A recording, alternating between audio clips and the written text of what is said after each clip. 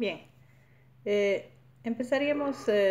agradeciendo la invitación de la doctora Consuelo Avilés, que en esta oportunidad nos hace el honor de permitirnos presentar algunas conclusiones, tal vez análisis y reflexiones acerca de la temática referida con el rendimiento en la formación académica de los estudiantes de la carrera de medicina de la Universidad Latinoamericana. Para mi persona, Ivonne Ramírez Martínez, docente universitaria de San Francisco Javier de Chuquisaca, de Sucre, Bolivia, decía que esta invitación se constituye en un grato placer porque me permite establecer un diálogo alrededor de una temática por demás de interesante, pero además coyunturalmente muy relevante.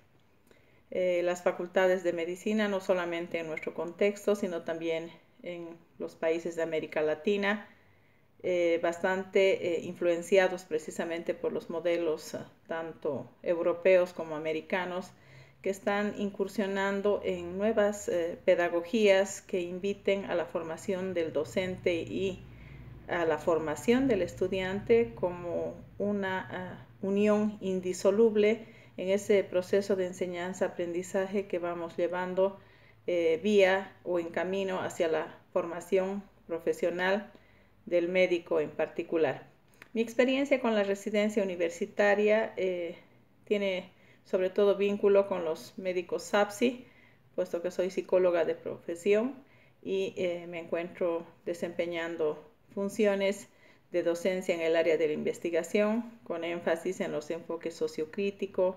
desde los paradigmas más fenomenológicos, hermenéuticos y con un enfoque más cualitativo de la investigación.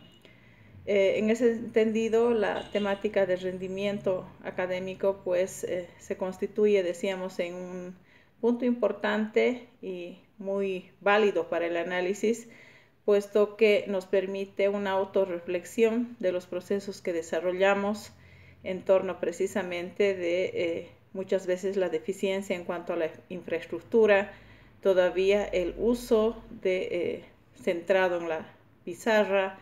en el data display, cuando posiblemente las universidades latinoamericanas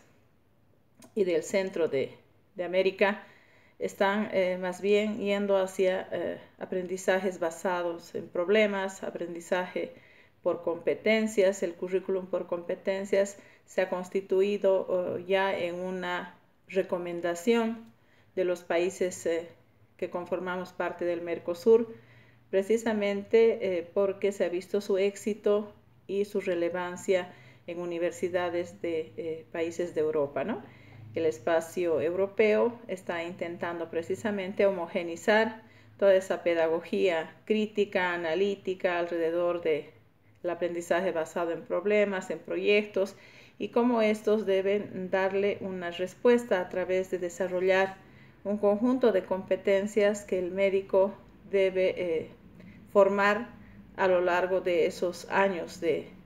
duración de su carrera profesional. La investigación me parece muy relevante porque no destaca simplemente los hechos de equipamiento, infraestructura, que de alguna manera se constituyen en esos componentes no personales muy importantes del proceso, sino también alude a la deficiencia en cuanto al uso de tecnologías de información y comunicación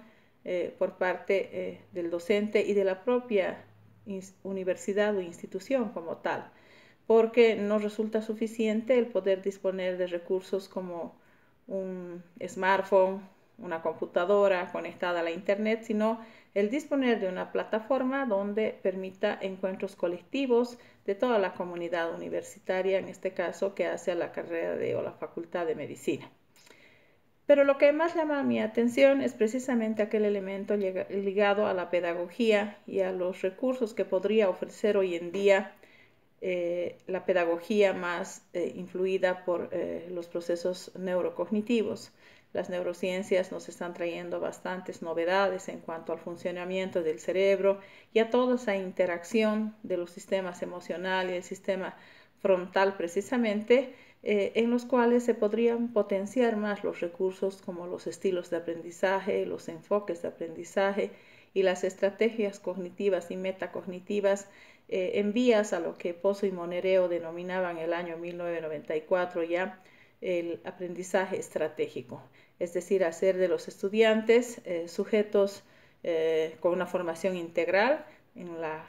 cual se puede incidir en ese aprendizaje y en ese aprender a aprender, precisamente con la idea de que estos estudiantes puedan adquirir, puedan codificar, puedan recuperar y puedan utilizar esa información para las prácticas o buenas prácticas en el área médica, ¿no? Por otra parte, también resulta interesante la lectura del documento en tanto que profundiza o destaca, más bien podríamos decir,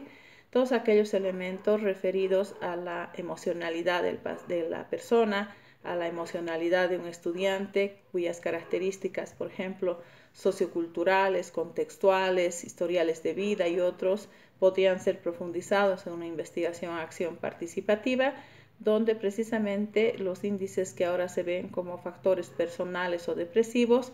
pues puedan ser identificados entre los factores asociados a esta y los factores que desencadenan precisamente esa vulnerabilidad en el área emocional que incide sobre ese rendimiento académico, lo que sería de mucho provecho para poder canalizar y poder desarrollar estrategias institucionales y facultativas seguramente que pudieran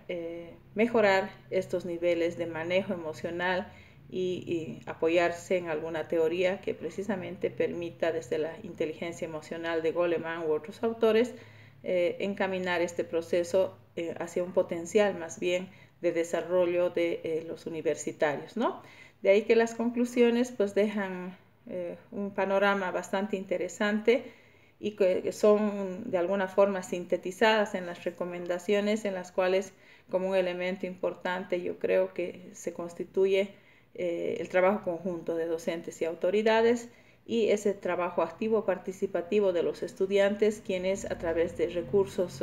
autogenerados podrían desarrollar estrategias de complementación de uso de tiempo libre, de poder complementar la formación médica, por ejemplo, con cátedras de ética permanentes, con desarrollo de talleres de investigación, coloquios y encuentros científicos en los cuales precisamente se ha trabajado mucho sobre estos factores porque las actitudes frente a la muerte, frente a la enfermedad, frente a aquella situación de estados vulnerables del ser humano, van a confrontar permanentemente al estudiante con su situación y sus sujetos de estudio en condiciones clínico-hospitalarias en las cuales los niveles de estrés, de depresión, de ansiedad, de desgaste son bastante elevados, donde como consecuencia se cobran la despersonalización, se cobra precisamente aquel quemado del profesional, el síndrome de Burnout tan teorizado y tan mencionado por varios periodos, que de pronto queda precisamente como un desafío para esta investigación y otras, el poder seguir profundizando. Creo que quedan muchos puntos para poder comentar. Este espacio es apenas uno de ellos y ha sido un grato placer el poder realizar este pequeño video con la intención de que algún momento podamos tener un encuentro más presencial en el cual podamos desarrollar seguramente acciones conjuntas para quienes tenemos intereses comunes en la investigación sobre todo y que mejor decía varios autores como Jasper, por ejemplo, cuando menciona que el aula no es otra cosa que un gran laboratorio de neurocientistas que a su vez están estudiando precisamente una de las estructuras más apasionantes como es el sistema nervioso. Saludarlos y desearles mucho éxito en este encuentro. Gracias.